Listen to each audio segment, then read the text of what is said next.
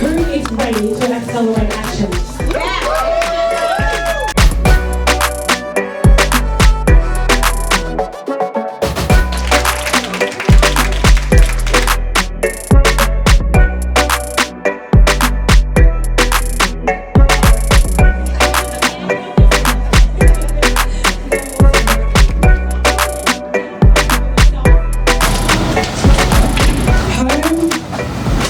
Only be a place. Otherwise, there are way too many people in the world who are displaced. Too many lost souls wondering where to go, with God-sized holes and no concept of life goals. Journeying back to the motherland allowed me to understand that there is freedom and resonance that comes from being with your people. But that can't be the only place you find belonging. Humans are like ships that aren't designed to stay at bay. Some do, but some desire to travel the ocean, to run with time and never stay frozen, to create their chosen families and live out their fantasies. And then there are those who are obliged to leave because of wars that forced us to confront grief. It destroyed lives and brought premature goodbyes, but I thank God my family survived, so I could see them. And when I saw them, I expected to see me in them, but I didn't. You see, I realized identity unanchored is like a wave thrown and tossed by the wind. There must be more that connects me with my kin than just my black skin, more than my long limbs, my full lips, my brown eyes, or my dress size. Who am I? If my mother's tongue struggles to flow because my words have married with English, so I can't finish my sentences because I need to switch back. When language fails to bridge this widening gap, I'm an inquisitive soul. So naturally, I've questioned everything I've been told. From cultural expectations to gender roles, I've asked myself, who am I if I don't conform to the norms of what I've been shown? To uphold the household, is it my fault if I think that's cold? To expect such little from women with such big capacities and hearts filled with gold? Instead, they are minds by a culture that tells them to confine themselves into a cage of rearing children from the age of 17.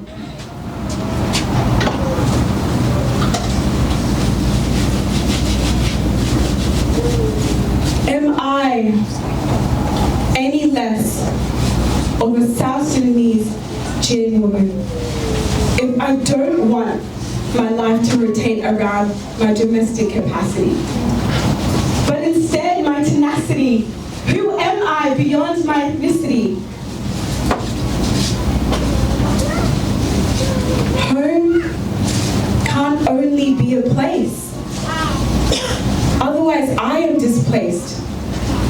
Like a stretch of road reaching from Broome to Albany, torn like the horizon splits between the sky and sea. Where can I root my identity?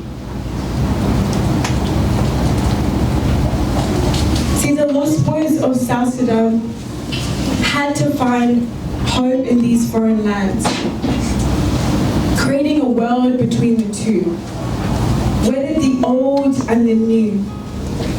So I'm learning to open my hands and to paint the future with tones of warm hues, to pick and choose, to take the good of both and leave the blues, to instead ask not, who am I, but whose am I?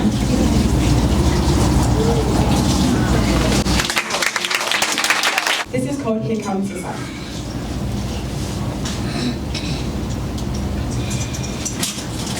Here comes the sun, wearing adornments of lavender, decorating her hair, with strands of braids that fall beside her ears like the fruit of a papaya tree, and skin that soaks up the midnight sky.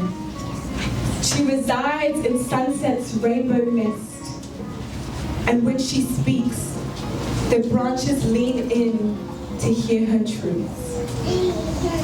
Here comes the sun, loud and unapologetic about the space she takes up, driven by intentionality, without caution, to startle what must be awakened.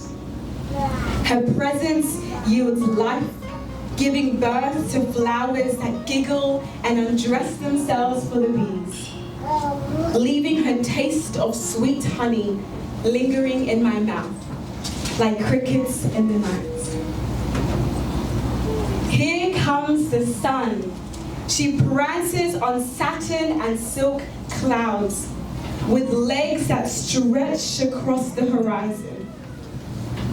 Her rays is evergreen, carrying the bountiful warmth of a youthful summer's day. She wears a smile that lights up the world, with eyes so gentle, yet full of strength, and a laugh that explodes and frolics as in a dream. Here comes the sun. She sings smooth symphonies, chasing the winter blues away. I find solace in her silence. She soothes my weeping soul, thawing the last of my frozen heart, kissing the wounds of a morbid past, and whispering sweet, slumberous prayers into my sleep. Here comes the sun. She makes the landscape still and hush, energizing me till I'm but sun-kissed and blooming,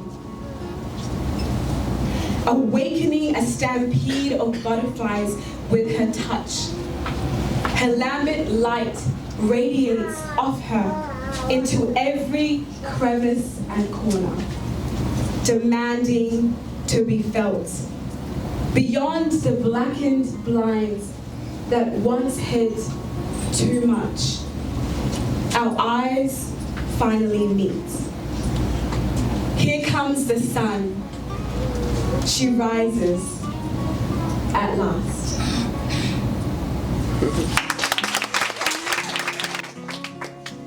I told you she's incredible, absolutely incredible, and I'm very honoured because I've actually had the privilege of knowing Ahok since she was pretty young, back in youth days. So it's incredible. It's a big 360-degree turn for me to actually today see her, this incredible young woman that she is. I'm so proud of you and your sister for the journey that you've taken. Our next speaker is Honourable Ayor Makoichut. A little bit about Ayor. Ayor got elected in 2021, if I'm not mistaken.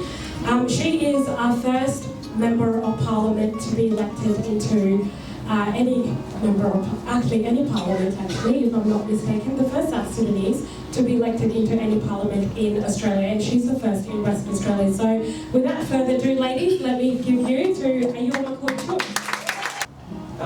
For the city, Tanya Richardson, thank you for all you do.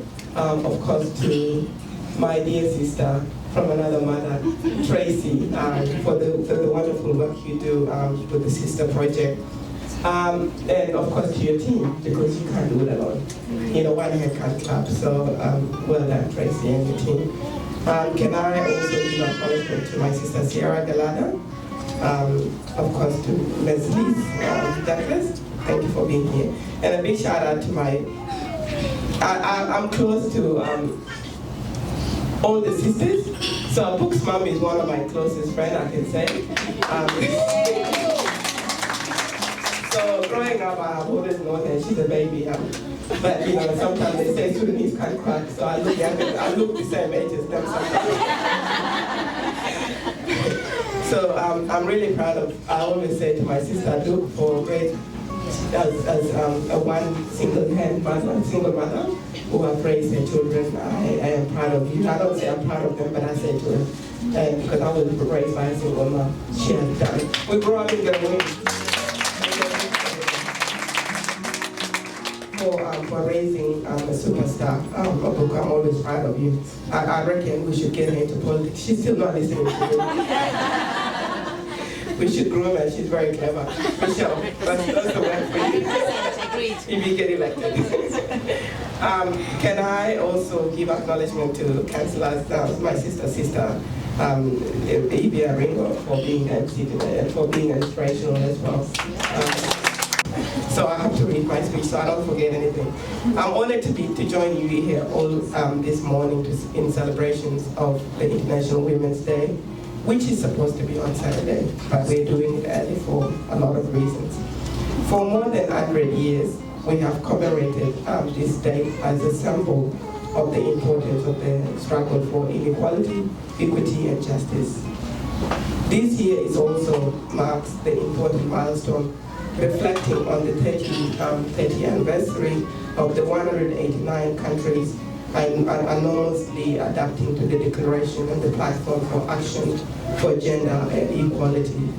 International Women's Day is not just a celebration. It serves as a powerful reminder that while our circumstances may differ, the inequities of gender diverse affect all of us around the countries. I want to express my heartfelt commendation, celebration, and thank you to the Sister Project staff, participants who have attended today, volunteers for their inspiring work in assisting and supporting women from migrant background. I was supported, my mother, I arrived here, the same story as a book. I came here, couldn't speak English, didn't have a skill set, grew up in the refugee camp, and 18 years later on, I became the first African woman in parliament. It's because of such organizations such as Sister Project, organizations such as Edinburgh Center, which we have Christina Ward here today. That is where I became who I am. Like they gave me that foundation. Your unwavering commitment is really acknowledged, and the program you offer are carefully tailored to empower the women in our community. By equipping women with essential skills, as we know, and knowledge, we unlock a potential that transform lives and uplifts entire communities, especially among culturally linguistically diverse communities around Western Australia. The Cook Labour government that I'm in celebrate the culturally linguistically diverse as one of our greatest, our state greatest strength, recognizing the many benefits it brings to our society. We say, I normally say to people, Australia is built on migration. Without all of us here, there wouldn't be Australia. And of course, we have to also recognize that this country is First Nation country, and we're grateful for that opportunity that they've given us. As you know, I've been told by Tracy that I need to give a little bit about my story. I am an African, a South Sudanese, lived in a refugee camp for more than, I would say, most of my teen life, 10 years. I'm a card woman, speaking English as my third language, a mother of 3, and a politician. I have faced many challenges, and people may have thought that she couldn't be a member of parliament. However, I proved them wrong by showing up to my role as member for the North Metropolitan every day. I always say, I give this to all the women of Kal background. We are powerful, we can do anything. We may not have the same accent as some of the Western women like Mama Chris, but we can work. We are very strong. So I take my hat off every day for you and do advocate on your behalf. My journey in Parliament and advocacy and community work has shown me the real impact of action. I remember when I first arrived in Australia, navigating a new society and determined to find my voice was very difficult, as you heard from the little story that book has just shared. This determination has led me to a community organization where I could be able to help others, and also started my own community initiative for mentoring young people before entering politics, which I will not go into details. This pathway has eventually led me into politics and fueled by a passion for ensuring that every woman, regardless of her background, has an opportunity to thrive. I draw inspiration from legacy of those countless women whose struggle have won the rights for us to celebrate today. I always share the story of Edith Cowan as the first woman elected in Parliament. Thank you.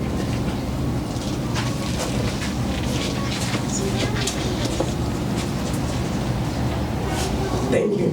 I always share the story of Edith Cowan elected as the first woman in our Western Australian Parliament. The struggles she would have had to go through going home to use toilet because the men couldn't allow her. And she's a white woman. You know, she's actually a white woman. And sometimes, you know, we women of color, we say actually the struggle is only ours. Even white women struggle. It's a society where, you know, you gotta fight for it. And the right to vote was not there at that time. The right to stand for office, like now, I'm a member of our parliament. The freedom of expression, the ultimately that safeguard the opportunities and prosperity for the generation of women and girls was not there. But there has to be women that who have fought, and of course they had men that were really in support of their allies. So we can't do it alone. Women can't do it alone. But we must remain vigilant in upholding and guiding these rights that we have inherited from those people who have fought for it. We must learn from tactics of the feminist movement that achieved this significant progress. We must embrace the principles of solidarity that unites the women for every corner of global and from every walk of life in the struggle for fairness and dignity in the home, the workplace, and the public places. In these worrying times that we are in, when regressive voices seek to strike our right and those of our sisters around the world, we must be steadfast in the defending of our shared cause of equity and justice. The right for women's advancement of women is far from finished. We still have a far way to go. We are reminded daily that women and girls in Australia face gender violence. We know occupation discrimination, and increasingly for the older women, self-financial insecurity after they retire. And they're a good reminder because people think that we live in the West, there are no such, but they still do exist. This year's theme of accelerating action calls for us to champion this struggle and ensure the gain for past centuries are not to be preserved, but also to be expanded. Granting women around the world is the chance of choices that know are their human rights. When I attend events like this to meet women, like leading women in the struggle of the community, and at the highest level, such as the mayor, I am reassured that future for generation of our daughters will have the opportunities they deserve in the future. We must work together to uplift one another and push towards gender equality. This can be achieved if we work together as women. By mentoring young women, if they say, I was given an opportunity by one person can give you a chance in life. If you're a woman in power, make sure you leave a legacy. It's not only, I remember when I got pre-selected, a lot of people thought I couldn't do it, and maybe one of the reasons is because I doubted myself before getting into politics. I thought my English wasn't good enough. But actually, politics is a job of common sense. If you don't have common sense, you can't be a politician. It's a job where you can see an issue and try to fix it. You don't have to be a PhD holder to be a politician. We need politicians that come from all walks of life. Politicians that understand their own communities. I am an African. I know how my community works. I know how I can speak to my community. Nobody can call me out of racism. If a normal white person goes and talks to my community and tell them off in a different way, they will be misinterpreted. It is important to have policy makers that comes from their own community so they can reflect the Australia that we're in. Supporting women's economy empowerment is really important in businesses, which Tracy is a champion of, and I'm really proud of you, Tracy. Recruiting and training, developing diverse talents is very important, especially young women. Encouraging women to embrace leadership roles and actively participate in decision-making business and STEM is really important. Advocating for gender equitable policies at all levels is another very important, because public policies are made by people. You know, for me and my other politicians, we cannot go and make policy based on our own needs. We make policy based on the people's needs. There is so much we can do together. Every action matters. And change happens through united efforts. We have to be united, especially as women as well. Let's stay united. Let's not go against each other, you know, because they say, you know, I heard the other day in one of the panels, women were our own #1 enemies. So let's not be #1 enemies. Let's support each other, because we have far bigger things to fight for. So make sure we really stand with each other. In conclusion, let me conclude by thanking all of you, for, especially Tracy, for inviting me here today for your reflection of the significant International Women's Day this year. The International Women's Day has collided with our state election, which is on Saturday. I'm running to be re-elected again, so make sure you vote for me and my party. I'll be biased, sorry Tracy. I'm from the Labour Party. We have done a fantastic job. No, I'm just joking. I will go back to the speech. So it has collided to the state election, and we obviously, everybody has been very strategic. There had been a lot of event this morning at 7 o'clock in the morning, but I chose this one today. Sister Project. Me and Michelle. The struggle for every women's and girls' right must remain #1 priority for us. You know, we have to, you know, it doesn't matter. We have to keep pushing to all the policy makers, including myself. Make sure you fight for your voice. As I prepare to go on the polls for my election this Saturday, I am reminded of how profoundly political the movement for the empowerment and liberation of women has been. Reflection on the first International Women's Day in 1991, I feel deep responsibility rests upon us to continue the fight for progressing the right and conditions of women in our communities, in Australia and all around the world. Once again, Tracy, in closing, just know that I'll keep fighting for you until this sister project becomes a sustainable project.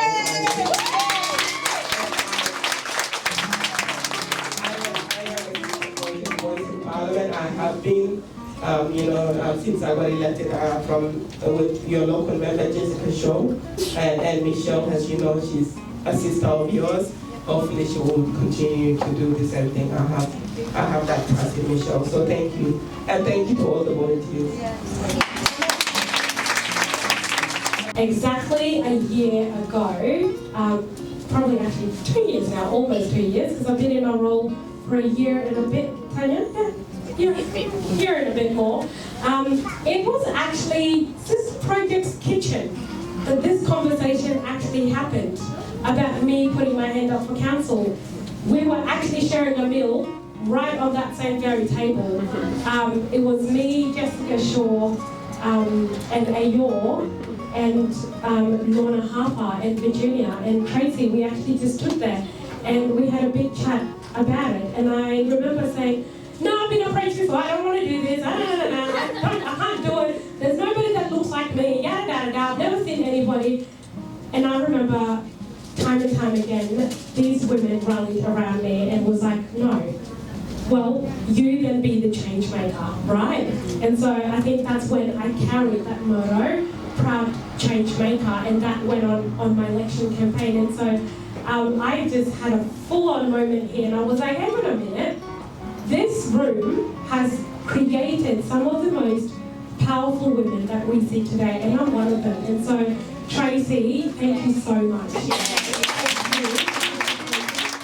I met Tracy, I'm going to say 2 or 3 years ago. I own the accounting firm just over the road, and when I heard about Sister Project, they were looking for a treasurer. And as an accountant, you get asked to be a treasurer on everything. And I was more than happy to come and support this amazing, amazing organisation. I was born about 25 kilometres from here in Osborne Park. I have lived in Perth my entire life, and normally that is something that you wear as a badge of honour. I think it's a little cowardice. I see true courage and bravery in people who have chosen to move to the other side of the world, or another city, or to start a life. And Australia is so much better for it. My dad came to Australia when he was 4.5, 5. He's from the Netherlands, and he has now passed. But he didn't remember much of his homeland. He didn't keep the language. He didn't keep the culture, other than Dutch flan and one swear word that he passed on to me. And I've always felt that our family has been less for it. Because while I didn't come from the Netherlands, I have an affinity for tulips. And I don't know my heritage. And now that he's passed, I can't learn that from him. And so I cherish not only the female side of the Sister Project. I was raised by a single mum, my mum, my sister and I, one of the most tenacious, salt of the earth people, who never faltered, never thought that we couldn't, never let us know that she felt like that we couldn't, which I think is one of the strengths now that I'm a mum of 2, is always creating that safe space for our kids, even in times of adversity. And my favourite story about my mum, and I have told this before, is I needed a plate when I was 10. I had an overbite, and it was $700 back in the 90s. We collected cans. They weren't worth 10 cents each back in those days. We sold them for scrap metal whenever we needed to do fundraising. My family collected cans to raise, it was meant to be the $350. She was meant to go half and half with my dad. My dad's cheque bounced. My mum found the other $350 to get this plate. We were at Karrinyup Shopping Centre, which did not look like it does now, back then, and I took my plate out, we were having a meal, and I wrapped it in a napkin and I put it on the tray. And we got halfway down Karrinyup Road before my mum said to me, "Michelle, where's your plate?" And I had thrown it in the bin. Yeah. She didn't make that noise, she made a different one, but we'll go with that. Anyway, she turned that car around and she marched into Karrinyup Management Centre office, and she convinced those people to let her trawl through the rubbish. And she did. She trawled through bags and bags of rubbish until she found this retainer.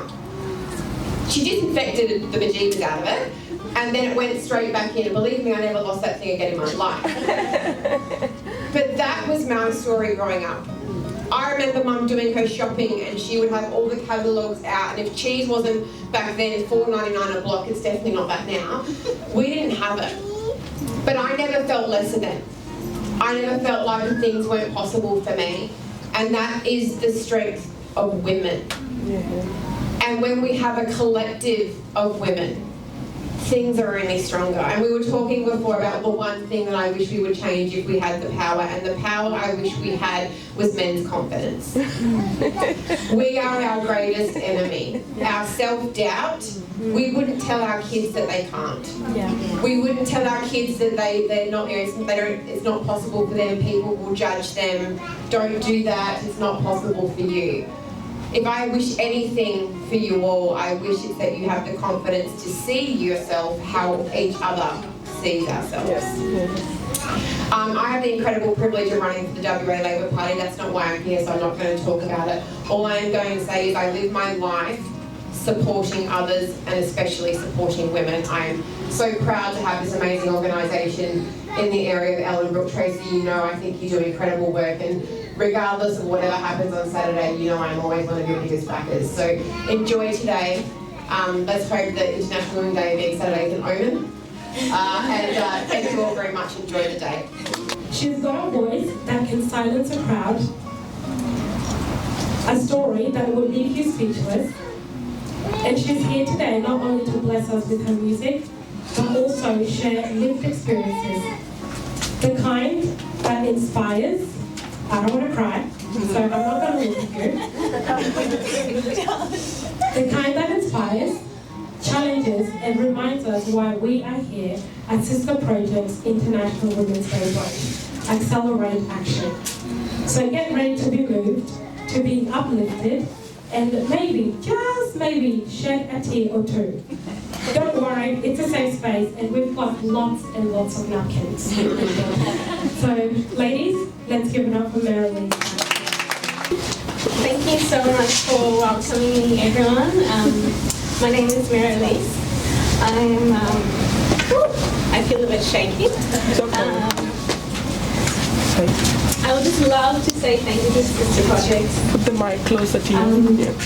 Thank you, Sister Projects, for this amazing space, this safe room, all the women that are part of Sister Projects. I love everyone that is here. We're all like sisters, or I'm like their daughter. I'm the youngest, I think, well, the book is. And I just love to say thank you, Tracy, for always believing in me and, always listening to me. So, I'd like to start off my speech with,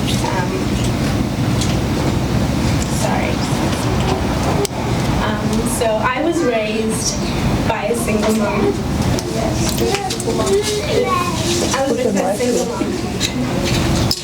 This is my first time speaking. I'm speaking her story. So I'll just begin my speech by saying each time a woman stands up for herself, she stands up for all women. We are here to celebrate International Women's Day today. We're here to praise all our amazing women in our community. We're all here for a reason, and that reason is to bring change to our community as strong, beautiful women. I'd like to share a story of a woman who inspires me to always put myself first, no matter what. This is my mother, who has gone through her own struggles in her life. But despite her battles with overcoming domestic abuse and being a better woman, she conquered all her achievements. Life wasn't easy for her. She never had a stage to stand on and to share her story. She was always told she had to keep her mouth shut. Her husband, who abused her so badly to the point where she was pregnant with me, hiding underneath her car, trying to escape the abuse she endured. My mum is a strong, beautiful woman that didn't deserve all the pain she went through. In my mum's community, she was told, you can't leave your husband because who would want you with 2 children? When I was 1 year old, my mum decided to divorce my father, despite everything he has done to her. When we moved to New Zealand, that's when she finally decided to leave him for good. My mother had an amazing career. She is a midwife, a community nurse. She has so much knowledge to share. And my mother will always say this is our story to share, but this is her story of courage and what a strong woman looks like. I got myself into a marriage where I met a man who was the same as my father, who was mentally and physically abusive. He mistreated me, constantly cheating in our marriage. He had so many affairs in our marriage to the point where he would change his name on all social media platforms so that other women wouldn't know he was married or had a family. I was so young, not ready for marriage. but we had a son, and I wanted to do the right thing by marrying the father of my son. He was a narcissist, where the marriage was emotionally draining. I felt weak as a woman. I didn't know my worth. I always put his needs before mine. My self-esteem was so low, I didn't know who I was. It took him to step out of me and tell me I had no money, but I chose to put myself and my children's needs before anything else. I found an apartment where I moved in with my children.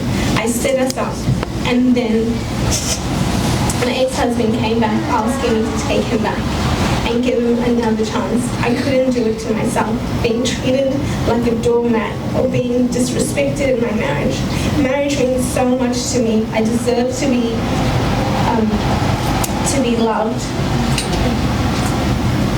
loved unconditionally, wholeheartedly, and to be respected and treated like a queen. I knew I was not going to receive that in my marriage, and I made a choice to leave that marriage.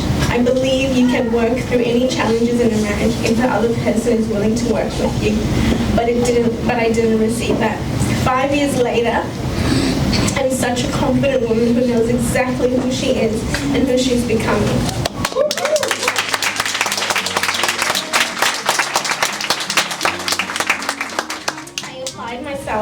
To get an education and work towards my goals each day. I'm studying individual support. I have a passion to help and understand any individual that has a disability. I have a heart and a love for the community. I met an amazing South Sudanese man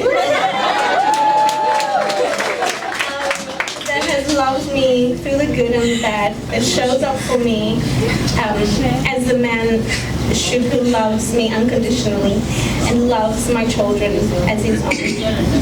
We have a beautiful son together, and I love him so much, always supporting my dreams and my achievements. We are planning for our wedding, and I can't wait to marry.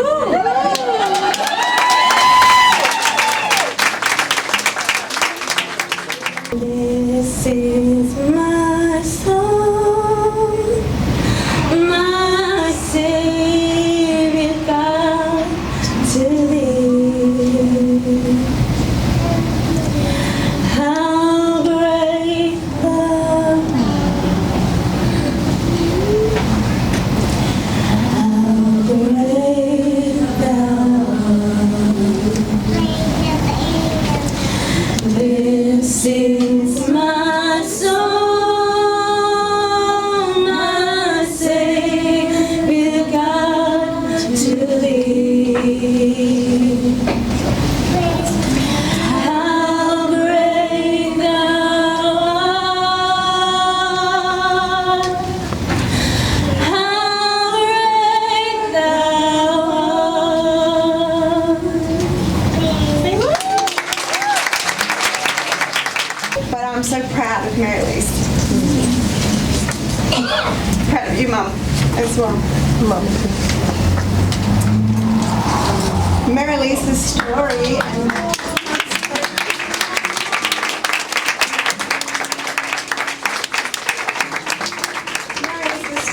Mum's story, my story, so many of your stories in this room. I know them, I've lived them. We're all in it together. We are stronger together. That's what Sister Project's about.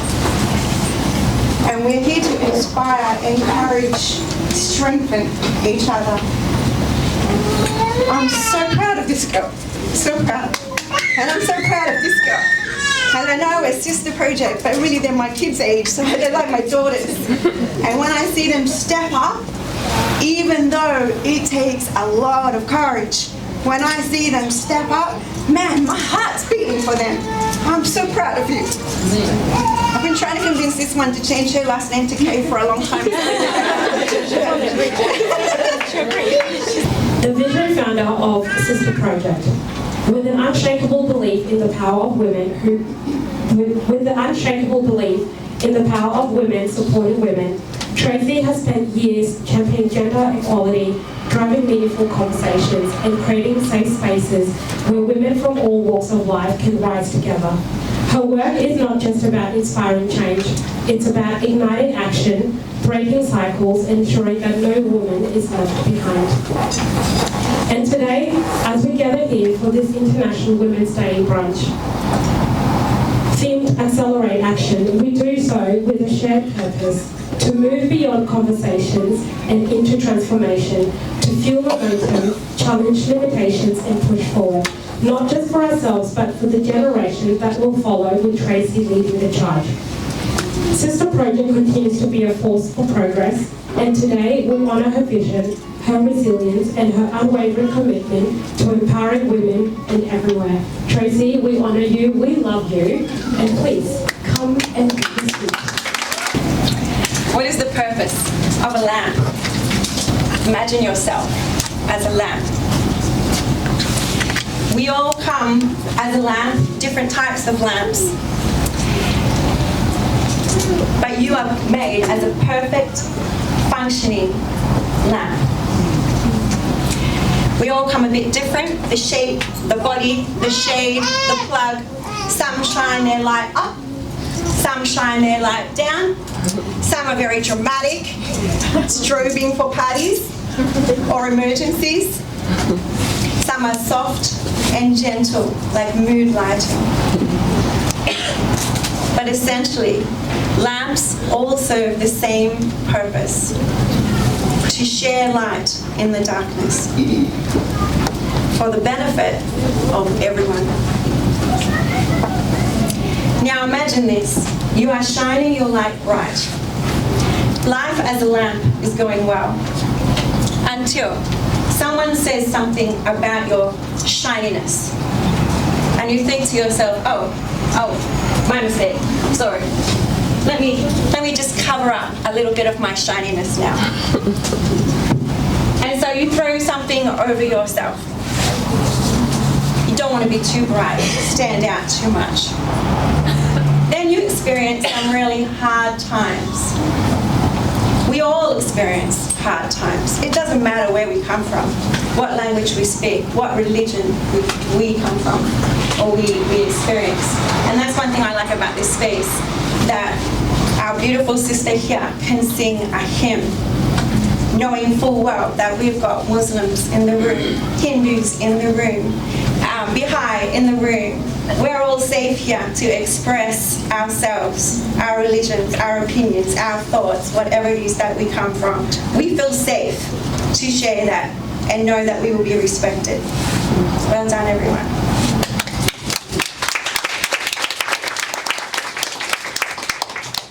Everyone gets through life experiencing something hard.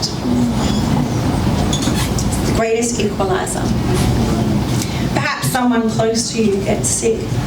Perhaps you get sick and your life changes forever.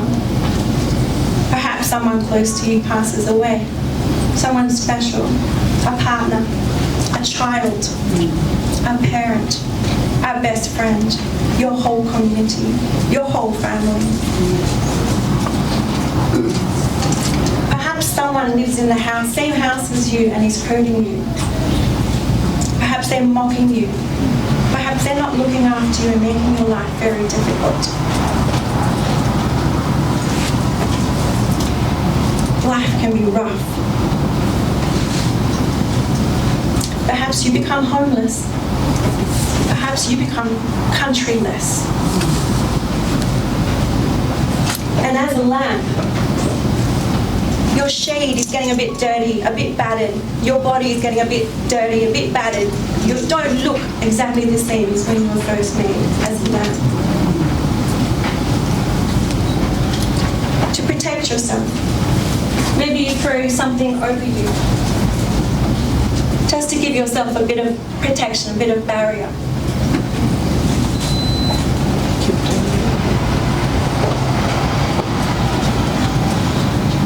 Dims your light just a little bit. But it's important to be protected, right? Perhaps you change countries and need alternative ways to plug into a power source. Plug doesn't work here in Australia. You're looking a little bit different than when you were first made, but you're still the same lamp underneath, right? Just imagine this lamp is you. You've braved the hard times, changed countries. Things are weird here, right? People look you directly into the eyes when they're talking to you. They laugh ridiculously loud. You're expected to go to work to earn money while still raising the children on your own single-handedly. And you don't have a support network around you like you do at home. Still, you make the changes to fit into your new surroundings. Your light is still working, it's still within you. Only now, and you still have the same purpose of shining your light. You're still a lamp.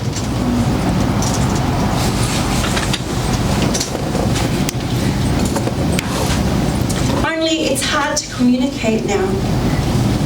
You've left your friends, your family, your close ones behind. It's getting harder and harder to shine your light. You're experiencing loneliness, deep, deep loneliness. You feel isolated.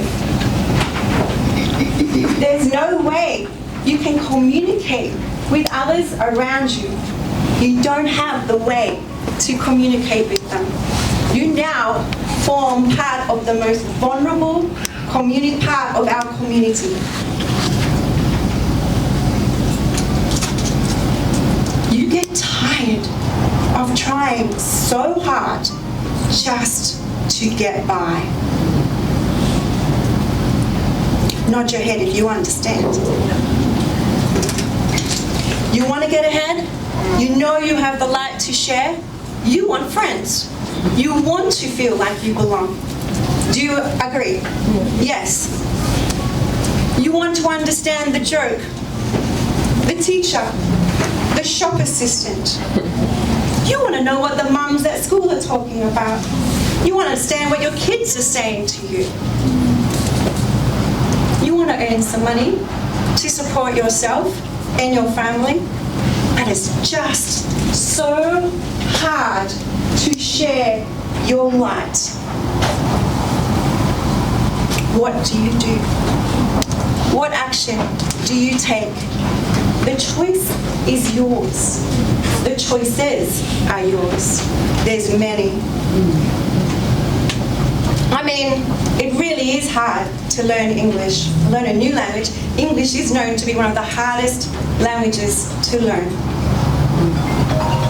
You could have a go at learning, but really, it's too hard. It's too hard to find someone to practice listening and speaking with. You could choose to give up. You could choose. You could choose that. It is a choice. The choice is yours. Maybe you are living in a house where someone mocks you, teases you, stops you from connecting to others, pressures you to stay home, cook for the family, clean the house, don't go out and make friends. You have got responsibilities to do at home. Do you know how many times I hear that? In my role of listening to women, do you know how often I hear that? I can't join in, I'm not allowed. Let me check with my husband first if I can go.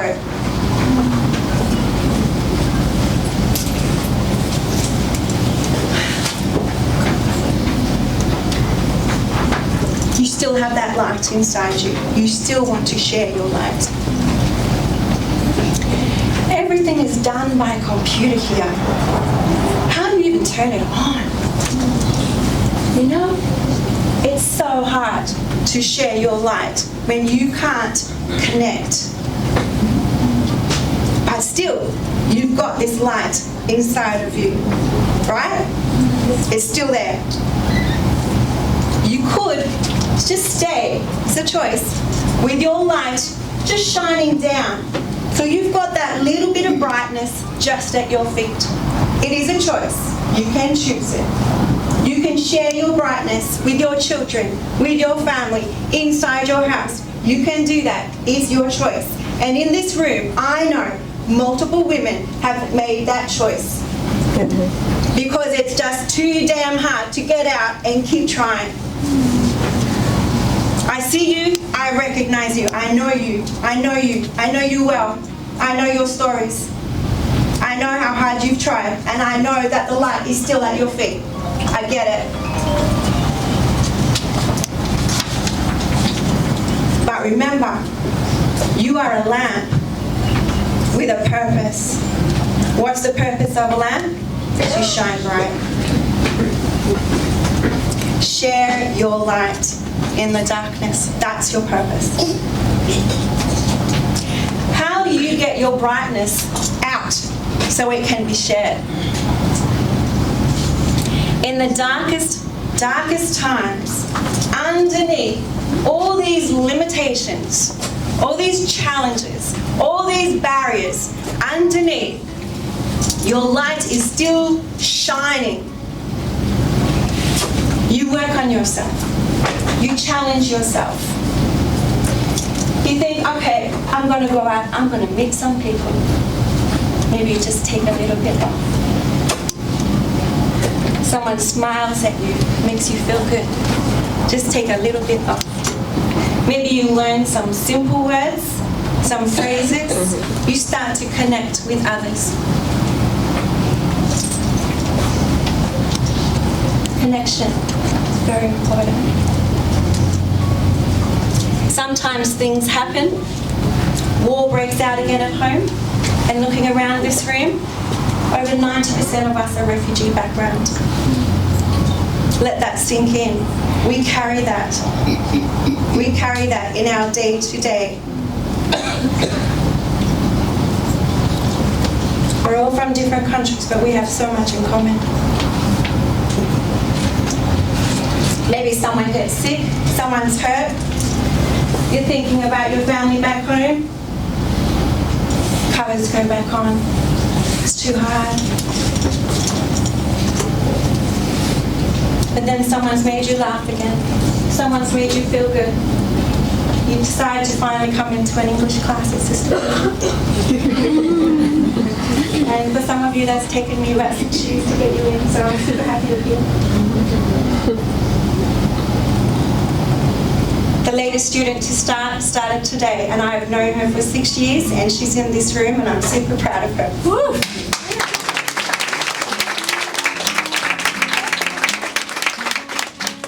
Talking about super single women, we rock this world. Someone connects you to a counsellor to help you, to listen to you. Someone connects you to a financial advisor who helps you, connects you, gets you back on your feet, gets you a plan in front of you. Someone connects you to a job. What's happening? You're still there. Your light is still shining, only now you're able to share it. Bit by bit, you don't give up. You come back to your full purpose. My personal story, it was from my lived experience as a migrant in another country that I understand how it feels to be so desperately lonely and isolated. It is from my personal experience living with someone for a very long time who made my life extremely difficult, scary, and in the end, I had to leave to stay alive. And I had to get others to protect me from him. Talking to my father just recently, he expressed to me his anxiety in another mistake being made. And I said to my dad, who's to say that was a mistake? Because if I didn't go through what I went through, you wouldn't be here today. And I wouldn't be doing this today. It was not a mistake. It was a journey I had to go through. And I'm grateful for that.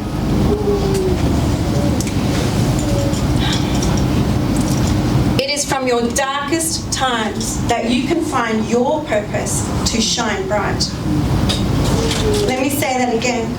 It is from your darkest times that you can find your purpose to shine bright. You have choices to act or not to act quickly or to act slowly. No one will judge. I was in this life-threatening situation for 19 years. 19 years before I acted. I had the community come around me, put pressure on me to stay with my husband for the benefit of the children. Do you think they benefited from that? No, they did not. What they benefit is from a strong mum. Was I strong for 19 years? Well, yes, I was, but not strong enough to get out. You are the community. Take responsibility for what you say and how you act when a woman is trying to survive.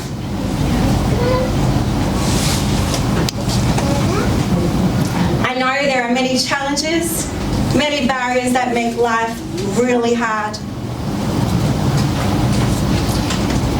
But you know what? I've found that sometimes it's not the challenges and the barriers that are out there, the unfairness of everything.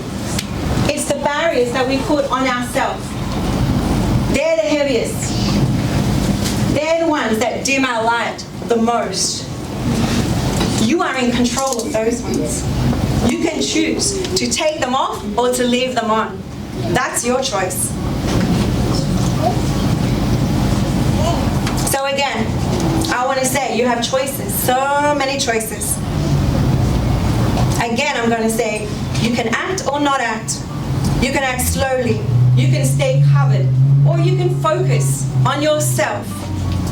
Challenge yourself to remove your limitations, to accelerate your action, to go faster, harder, deeper, often, whatever. It's entirely up to you.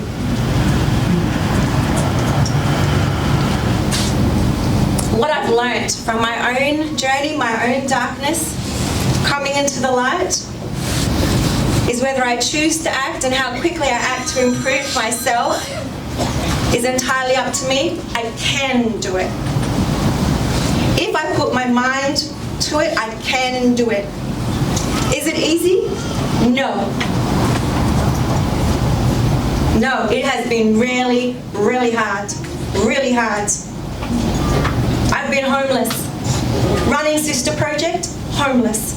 With 4 kids and a dog. And 2 cats. But sometimes you have to choose between hard and hard. Just like you, my purpose is to shine my light bright. I've had plenty of opportunities I could have given up, but I've chosen not to because of you. Because I know you're seeing my light. And if I give up my light, how's that going to affect you? So I know I need to shine as bright as I can. It encourages and inspires others to shine bright. When you shine as bright as you can, it encourages me and inspires me to keep shining bright. Thank you.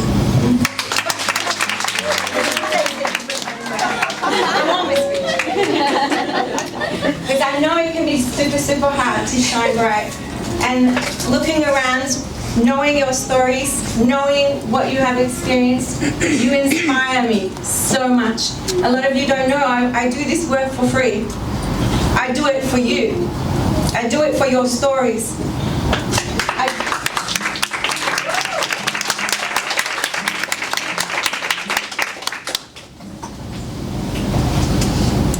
Regardless of how dark it is in your life,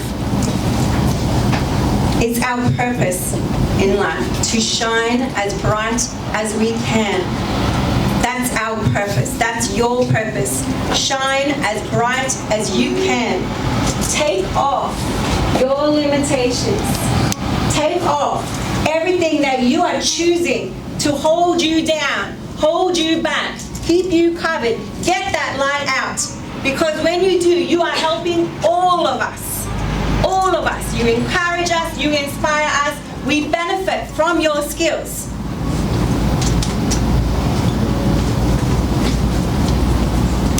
This is the story, the magic that you're experiencing this morning in this space. This is the magic of Sister Project. We recognize we've all been through it.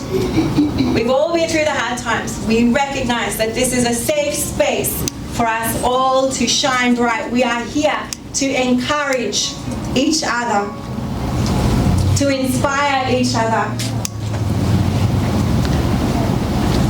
I want to say thank you, don't clap, to you for being a part of this. You are all so valuable. Shine your light bright. Thank you. I'm not really going to say much about the next speaker because I think her story speaks for itself and I don't want to dilute it.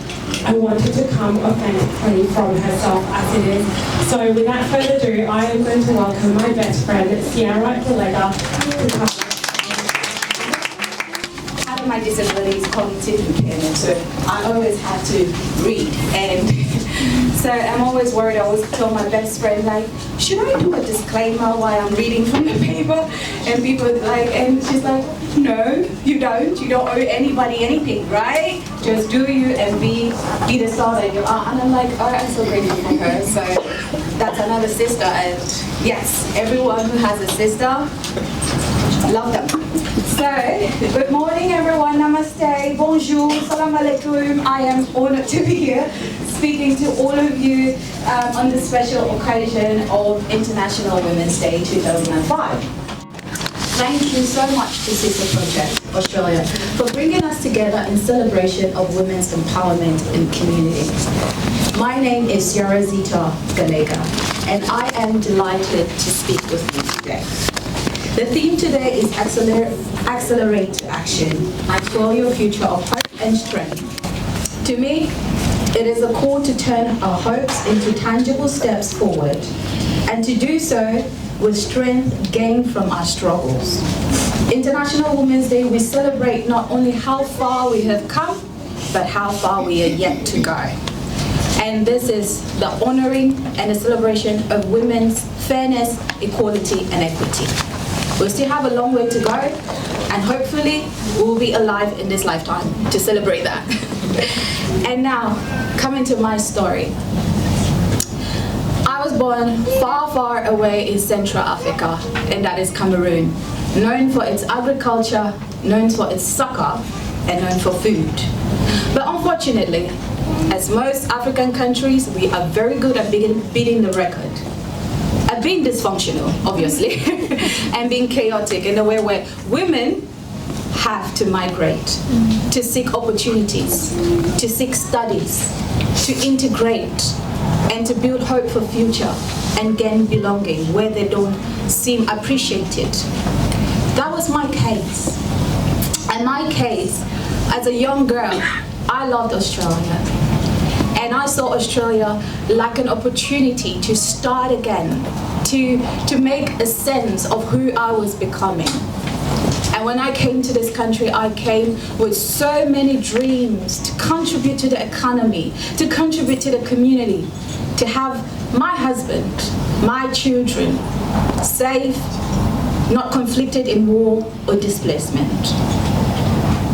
But as we always say, life kept on lifing. We do not know tomorrow, we can only prepare for the now. And in my now, I was working and studying. And something happened that changed my life. My body began to fail. The same body that I had trusted to protect my dreams, to help me execute the plans I had for family, for myself, it failed me. started by feeling pain. Pain that I couldn't describe. Every morning I wake up, I will feel pain. And I brushed it off. As migrant women, we have strength that we don't know where it comes from. We just have the resilience to push our limits. And so I did that. I ignored the signals, what my body was telling me. I ignored it because how can I fail myself? I came to start again. I owed it to myself to build a future that my mother, my community could be proud of. And so time passed by and it became too late. And I remember when I would go to work and I was sick and I was able to move and I couldn't be in the capacity to cater safely for other people. But I kept pushing on. Because at that time I had no stature, I had no papers. My stature wasn't right. So I had to depend financially on me. And so I was like, if I could start voicing my limitations, the next thing I'm gonna lose is a job, is the financial security, is the home, is food, it's medication. Who is gonna take care of me? As a young girl with no family, these things rang in my head every day. So I pushed on. And I remember one time I walked into the hospital when all broke loose. And I went to my job and I fell. I had to be resuscitated. And I woke up and people were clapping and nurses were clapping. I was like, what are they clapping for? They said, welcome back. I was like, okay. And the first thing I asked, my mom. I had been struggling for 2 years, losing my mobility and my functioning without being able to express to my mother what I was going through. My mother has been a widow for over 20-something years, and she was about to get married. She had sacrificed so much, relationship, finance, independence, everything for her 4 children. And I was in a position, how dare I? This woman is preparing for her wedding. And I call her and be like, hey mom, your last daughter, you know, is losing independence. If you're an African mom, you know what it means. Watching your child in pain where you cannot help. I knew straight away, my mom is gonna leave that man on the altar. And that was a good man. If you've watched this movie, Savannah, that is a very good man. You don't live a good man. And so I couldn't have her sacrifice her life, her happiness for her adored daughter. That was my thought process, and I was wrong. Because I needed her. Because in my journey to disability, I felt loneliness, I felt isolation, I felt judgment, I felt bias, I felt misunderstood, being misunderstood. Because not only is there language barrier as a migrant woman, sometimes you don't even know how to explain what you're explaining in the language that the medics and the health professionals will understand. Hot for me means different. Ache for me means different. My body's on fire. All these things, your body's on fire, and you know, I couldn't describe tingling. Tingling for me was my body's aching. And so you see the person is writing something else. That's not what I expressed. And so back to my mom. She would call me and I would FaceTime her and she would ask me, where did I hear a sound in the hospital? Are you in the hospital? I said, yeah, mom. And she's like, why didn't you tell me you're in the hospital? And I said, mom, you're getting married. Be happy. I'm strong. I can do this by myself. But the truth was, I wasn't coping. I was thinking of signing out. Because here I was, in a country where I didn't have a fair table to fight for. My table was disadvantaged. I didn't have access to the services that everybody could have because my status was different. And I remember, who would I ask for? And my first ever advocacy was surprising, was my GP. I got 2 GPs, Sarah Bailey and Dr. Britain and Leeward. So I thank God for that. Those women positioned themselves in my life as advocates. They decided to write to people that did not even know my situation. They advocated for me so much. They said, this is not fair. This is a lady with no status. She doesn't have access to medication. She doesn't have family. She doesn't have support. And when I look at this lady, they were not obliged. It wasn't their duty of care to be community. But I found sisters in my profession. She rallied against me and around me. And she knocked the doors that she needed to knock. And fast forwarding to my story with my mom. She surprisingly came back because the hospital at the time, they didn't tell me, they called her and they told her I was in a critical situation. So she came back. And my mom broke down at the airport because for 2 years, she never knew I wasn't willing. She felt guilt.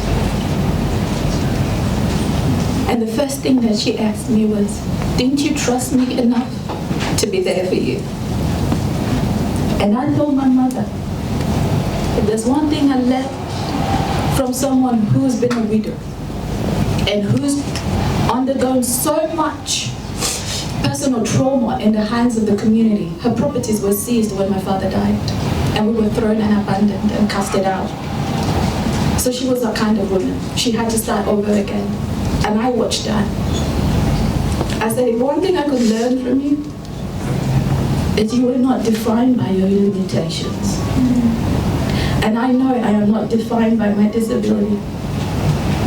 I know that whatever is happening for me or to me is happening for me. At that time, I couldn't see it because I had lost finance, shelter, friends, sense of being, and even hope. There were times I would ask God and say, why am I here? Am I just here so I can black out again? Am I here so I can't eat food? Am I here so I can be in 24-hour pain? Am I here to have seizures? Am I here for stigma? And if you come from a migrant community, disability is very hard. As a migrant woman, I faced double challenges. Being a woman is hard enough because you're not playing fair and you're not on equal ground. But being a multicultural woman, a black woman with a disability, that playing field, it's not for the weak or the faint of heart. So today I want to tell you that from everything I took from my experience, I will encourage you that it is your approach to life. I started shifting my mind and looking for the good in what happened to me. And when I occupy spaces that people think, people like me, who look like me, sound like me, cannot occupy or do not have the capacity to occupy, I show up. I speak my mind. I advocate for myself.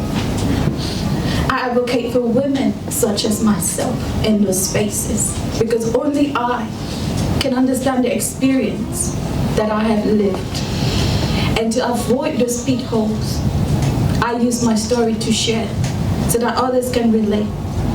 I know that there is power in sisterhood. If ICR today, I am sitting speaking to you, is because of sister organizations such as Sister Project. Women who took the initiative to protect, Women who took the initiative to put my names in places that I did not know were putting my names in places. Women who took the initiative in their offices to advocate because they understood my story. Friends such as my best friend who will hold your hand and tell you you are capable of much more. They will be with you, they will surround you. Don't be selfish. Women will need each other. And when you look at me, draw strength, draw unity, draw love, and draw kindness. Because in a world such as this, it is very limited. So I'm very happy to be in this space today. Because just earlier I had tremors and seizures and I was scared and I was like, oh my God, not me shaking my head.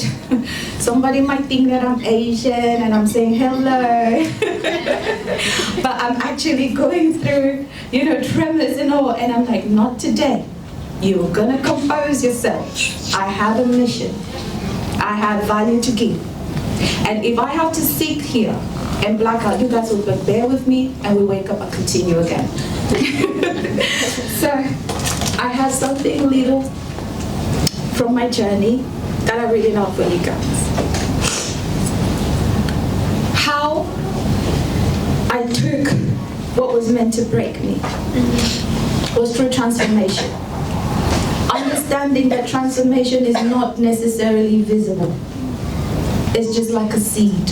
You plant it, you water it, and even if you don't see it, there's something underneath making it work, growing it to become one of the most beautiful things that people will ever enjoy. That is what is happening right here, right now in this room. We are being transformed by each other's stories. We are connected by heart. We are not separated by language or culture, but that which unifies us. And so visualize the life you want to have. Visualize the community you want to have as migrant women. We come with so much baggage, forgotten land, forgotten culture, how to integrate. Guess what? You will meet people and you will meet rejections and a lot of no's. But in that same no, you will meet Sarah Bailey. You will meet Ayo. You will meet Tracy. And you will meet my best friend, Evia. These are the type of people you're gonna meet. So do not limit yourself. There is somebody out there for you. Find that community that will value you and that will drop the germs to be there for you. And Sister Project is doing exactly that. So equip yourself. Navigate the waters. You are your own ships, man. And as I close on today, I would say my closing remark would be, there is a reason we as migrant and multicultural women see and call ourselves sister. Because we see past that which separates us and lean on that which unites us. So let a sister today be your project to empower, your project to mentor, to protect, to love, to support, and to be kind. Now, that is how you accelerate and take action. Be your sister's project. Thank you. While it might not have been moving from overseas, and only a smidgen of the experiences some of the ladies here have had, and gentlemen, when you move away from your family, my family's in Adelaide, or up in the Barossa and spread out. My husband's family are in England. There wasn't any support over here when we moved, so I can't even begin to imagine how difficult it was coming to Australia. You're probably blown away when you got off that aeroplane and went, where am I?